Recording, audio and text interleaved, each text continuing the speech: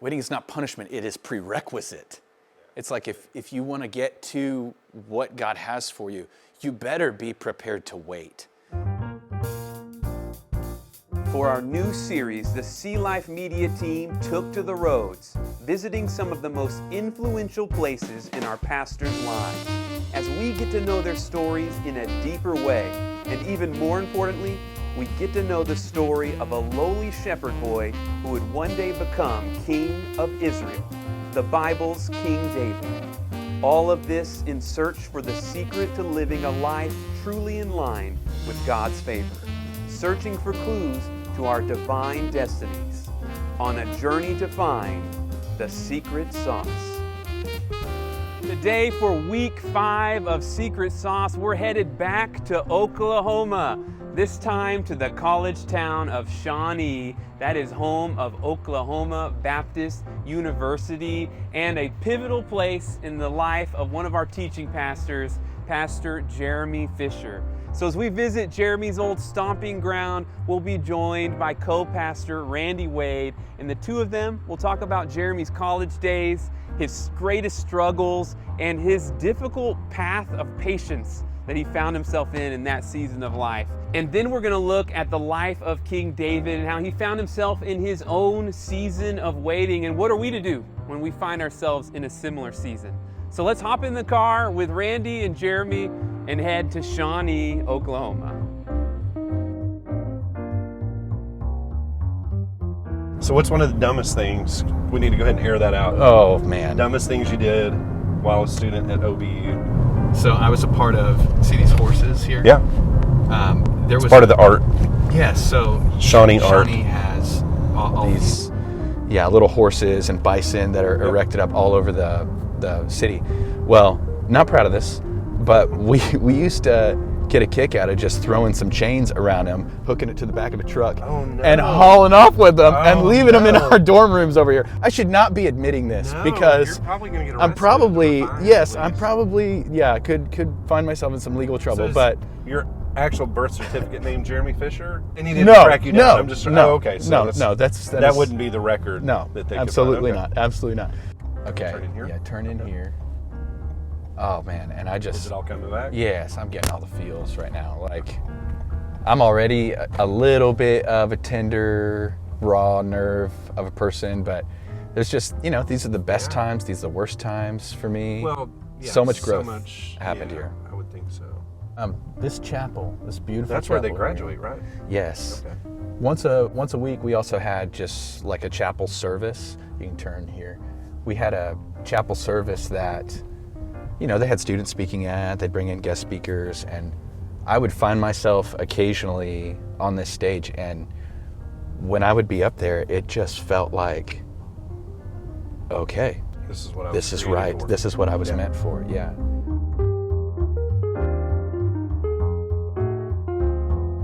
This was my parking space here. This was the spot. So in the waiting, Yeah.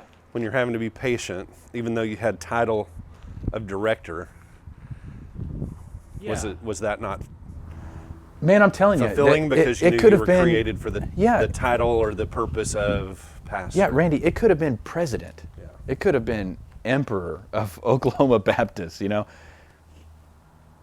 It's just not who I felt like God made me to be. I'm telling you, I had no backup plan. I was, the conversation that centered around my first year of marriage, if Megan were here, she would tell you, our first year of marriage was so hard because Jeremy was depressed. Jeremy had a vision, had an expectation for the way the future would be, and it wasn't happening. And that's kind of the tension of waiting, is I feel like people get a picture in their head of the way that things should be, right? Yeah. And that was just amplified for me because, again, from 7 years old, it was like, this is all I want to do. Yeah. So what do you say to somebody, I'm genuinely curious about this, that they find themselves with new positions, new titles, whatever. It's paying the bills. It's maybe more than they anticipated. Whenever you first came to OBU, you weren't anticipating you'd one day be the director of a residence hall. And there are other people probably who wanted that, and they didn't get it. You got it. For sure. What do you say to the person who just knows in their bones that God created them for something else, but they're having to do this other thing, which is a noble thing and it's a good thing and a thing other people want or whatever. What do you tell them? How do you encourage them to? What does it mean to be patient? Yeah, this is going to sound so trite, and I do not mean it to. I just know I'm on the other end of this, so I can speak to it a little kind of simply. If God has you waiting, keep waiting. If it sounds like, what I don't mean is just sit on your hands. Yeah. Like there's work involved, there's gritting it out, there's vision for the future, there's prayer, there's hope, there's fixing your eyes on Jesus, all those things. But if God has put you in a season of waiting, keep waiting.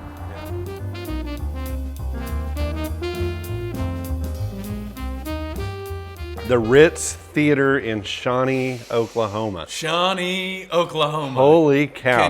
Can you smell it in the air? Just Oklahoma.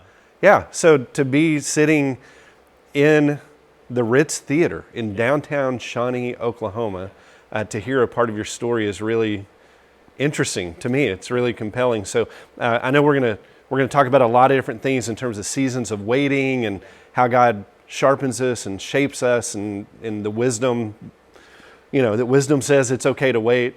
And then we're gonna get back to why we're sitting on the stage in the Ritz Theater, because this is an important place. This is a place where there was some culmination that took place. That's awesome. Yeah.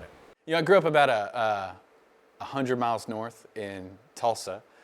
My mother and my biological father split up when she got pregnant. She was a freshman at LSU, and so she leaves Baton Rouge and moves up north to Tulsa, Oklahoma. He stays behind in New Orleans area. And so I go just because I'm along for the ride in utero, get up in Tulsa, and Mom ends up having me and meets my stepdad when I'm about a year old. Okay. So she's the daughter of a pastor. She's a preacher's kid. My stepdad is a Muslim from Beirut, Lebanon.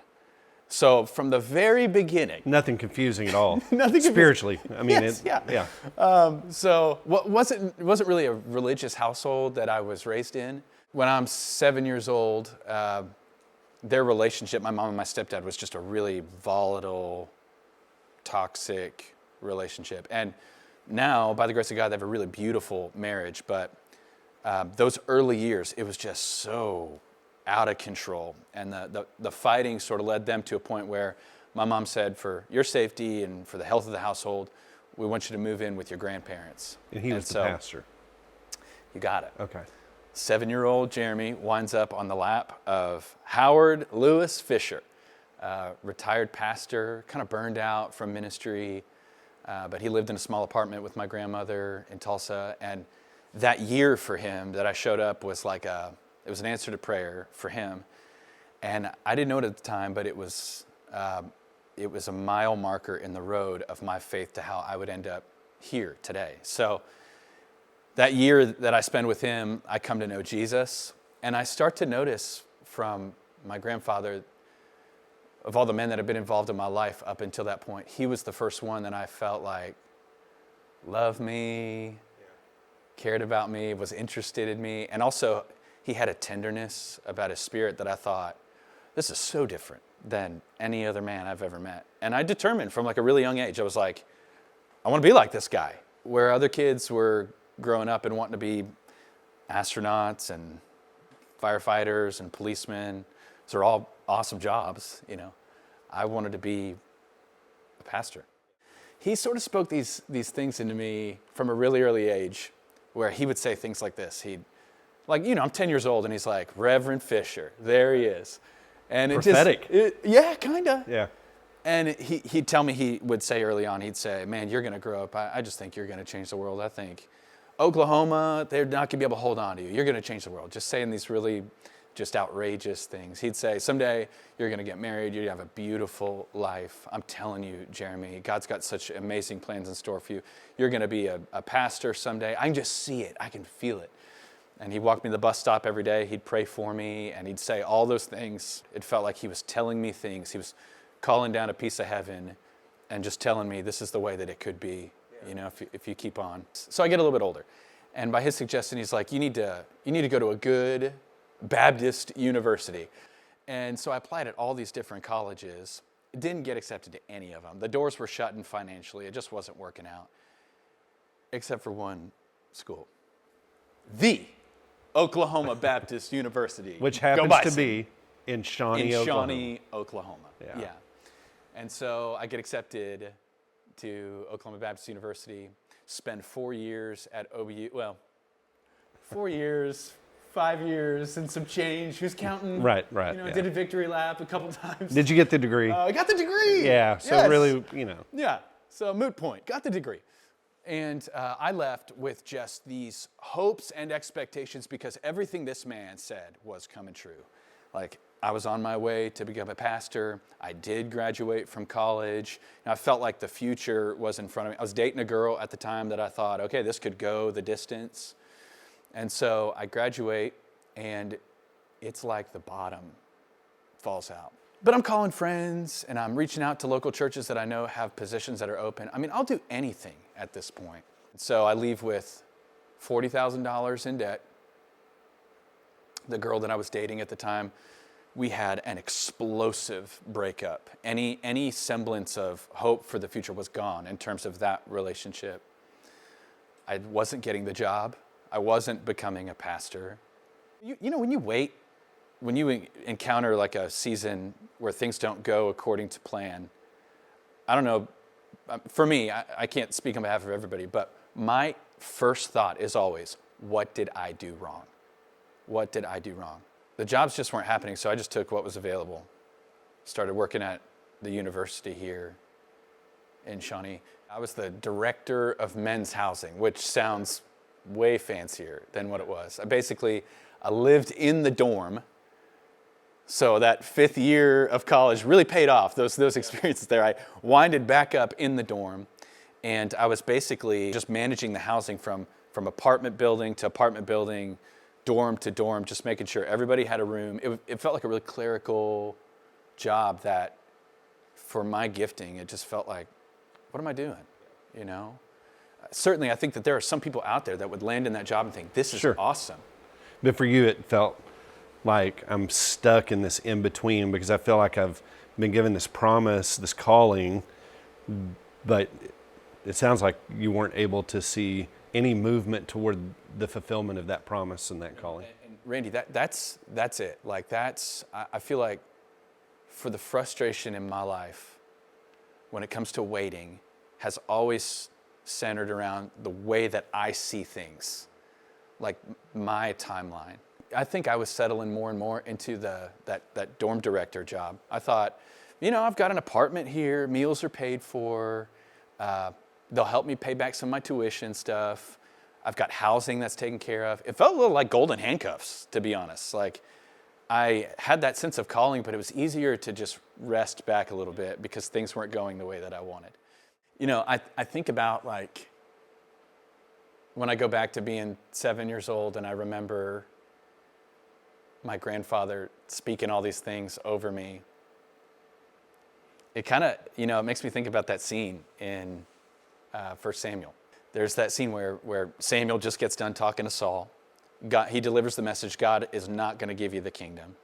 And he approaches Jesse, and he goes to Jesse and he's like, hey, let me see your boys.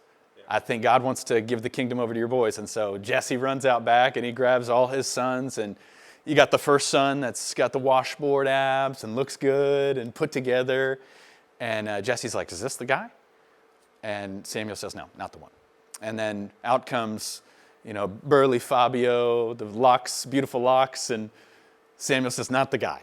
And you got the successful business son and the entrepreneur son, and you got all these great looking kids. All the ones that the world would have chosen. That the world would have chosen. Yeah.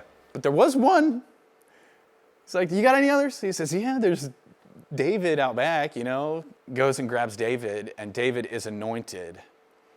And I just kind of I read myself into the story a little bit here. You know, I see some alignment here. Like, David is anointed, and Samuel declares to him, you're going to be the next king.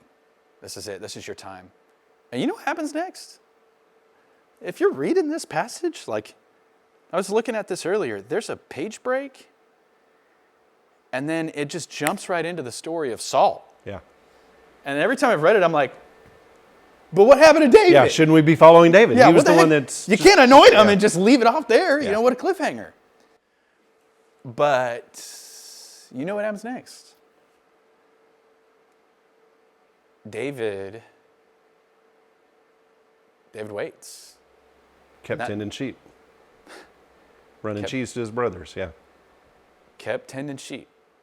Kept running sheep to his brothers. Kept working. And that little page break, I don't know why I'm getting choked up thinking about this, but like that time in between was 7 years, they say, of David's life. And Shawnee, to me, is my white space. Like, this is the time for me when I felt like I was headed somewhere, but I was stuck. I was waiting. And I so badly, like, I'm telling God, I want to slay Goliath. And you got me sitting on the sidelines here. This doesn't make any sense. And so somewhere along the way, I wised up. I think I just sank so low. It's like you hit rock bottom, and then the only place after that is up. And I just determined, if God's not going to make me a pastor, I'm going to start acting like one. That job at OBU, I took under my wing 12 RAs, resident assistants. And they became my disciples, you know. I remember starting Bible studies on each hall, connecting these RAs to be kind of missionaries to these guys that, you know, at OBU, everybody thinks you're a Christian, but a lot of parents send their kids to the university to fix them, you know, because they got off track in high school. And so it felt like a mission field. And I was like, okay, you know, God's not going to make me a pastor, but I've got this itch, this thing. Let's try this out. And so I kind of disciple these guys a little bit, meet with them one-on-one, shepherd them some. I enroll in seminary classes at night. And I hunker down in the library on campus and spend night after night after night learning Greek and Hebrew for some reason. I also picked up this volunteer gig at this church that's about a mile down the street. I asked them if I could be the youth pastor, and they said, no chance. They said, not interested, but you can volunteer. And I thought, all right, well, maybe I can learn a thing or two about this. I sweep the floors, I do the dishes, I do the janitorial work, I lead the children, I lead the youth when I can. I did Sunday morning stuff. I helped anywhere I could, because my thought again was, if God doesn't see fit at this time to make me a pastor, I'm gonna work like He's someday gonna do it. And Randy, I truly believe that was the key. But I think waiting, I don't think waiting is punishment. But I think you view it in the right lens, like it's preparation. Waiting is not punishment, it is prerequisite. Yeah, it's like if you want to get to what God has for you, you better be prepared to wait. Yeah. God has done such a remarkable work in my life, and the battleground for it was the waiting season. That's interesting. So while you were sitting there, there's no way you could have envisioned one day coming back to the Ritz Theater and filming a story that would prayerfully, hopefully, impact thousands of people to trust God in the waiting. What's the little kind of sum it all up word that you would either give, or just that you've learned about, just because you can't see it doesn't mean God is not going to be faithful to His promise. Like what's your parting wisdom? And then I want you to tell me why we're in the Ritz Theater of all places. You kind of said it really well. Just because you cannot see God does not mean He is absent. Just because you can't trace His hand doesn't mean that His heart isn't unfolding things along the way. It's so true. A mile down the street from this little church, or from this building here, is a little church that I told you I slaved away in. I did whatever I could. And one night, I was in the middle of this gymnasium when a dark-haired, beautiful girl walks in, and I see her. She's playing with a bunch of kids over there, and I'm thinking to myself, well, she's good with kids, she's attractive, obviously she loves Jesus, she's in a place like this. That moment, right in the middle of my waiting, pivotal moment when I would meet her, we'd go on one date, and one date turned into about a 2-year-long relationship when one night I invited her out to the Ritz Theater in Shawnee, Oklahoma. And I'd planned for all our friends to act out scenes of our relationship here on the stage while we watched it from the crowd. And then the final shot, I brought her on the stage, I got down on one knee, and I asked Megan, Brooke, Shelby at the time to marry me, and she said yes. All happened right in the middle of a waiting season. Shortly after, through her encouragement, keep shepherding those boys, keep working in that church, keep doing the seminary courses at night, keep spending that time in the library, keep becoming. One day I'm driving with one of those students that I was shepherding, and he turns to me and he said, "Do you ever want to be a pastor anymore?" Well, it's crazy. That conversation that day with that student while we were driving, he turned to me and he said, "You really should give my home church a call, because I think that they'd love to hear from somebody like you." And I said, "What's your church's name?" He said, "Sunnyvale First Baptist Church. It's in Texas somewhere. I don't know. You may want to check it out." One phone call with Kyle Kelly, and the rest is history. We moved to Texas a few months later, and I found myself shortly after at Sea Life and sitting in the very promise of God today.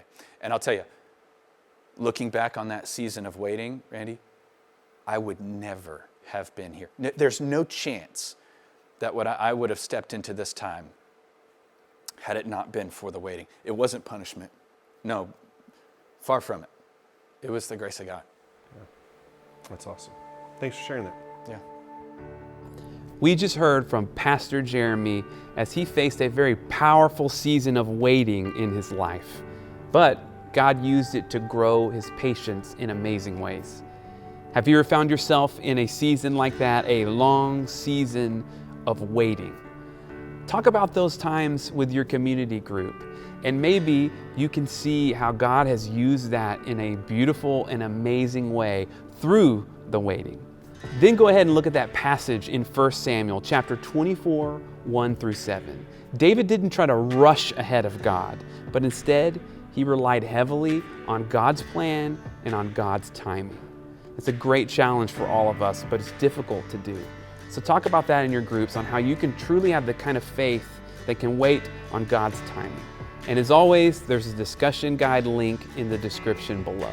Thank you for joining us for another week of Secret Sauce, and we can't wait to see you next week for our last week of Secret Sauce.